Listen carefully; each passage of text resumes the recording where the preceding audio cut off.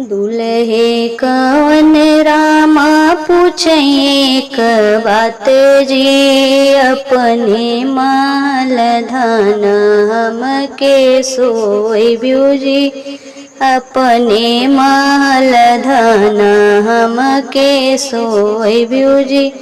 अपने महल प्रभु तो के सोई बैजी। जितना कमाय प्रभु हम ही के दिह जी। जितना कमाय प्रभु हम ही के दिह जी।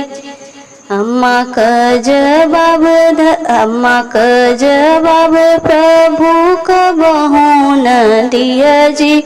सोने सूट कुनिया प्रभु कबहू जिनी महाराजी। सोने सूट कुनिया प्रभु कबहू जिनी महाराजी। दुल्हे कवन रामा पूछे एक बात जी। अपने माल धन हमके सोई ब्यूजी। अपने माल धन हमके सोई ब्यूजी। अपने महल प्रभु तो के सोई बेजी। जितना कमाय प्रभु हम ही के दिया जी। जितना कमाय प्रभु हम ही के दिया जी।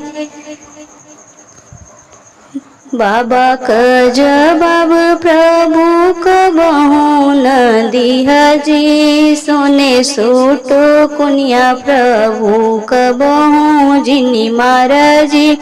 सोने सूट कुनिया प्रभु कबहू जिनी महाराजी। दुल्हे कवन रामा पूछे एक बात जी।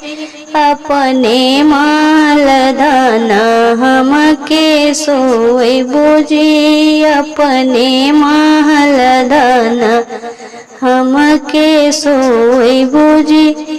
अपने महल प्रभु तो के सोई बैजी। जितना कमाय प्रभु हम ही के दिया जी।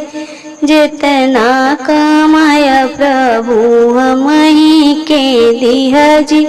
भैया का जवाब प्रभु कबहू जिन दिया जी। सोने सूट कुनिया प्रभु कबहू जिनी महाराजी। सोने सूट कुनिया प्रभु कबहू जिनी महाराजी।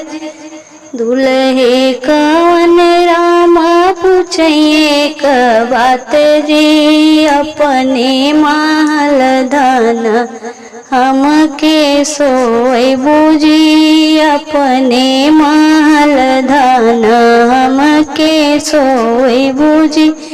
अपने महल प्रभु तो के सोई बेजी। जितना कमाय प्रभु हम ही के दिया जी। जितना कमाय प्रभु हम ही के दिया जी।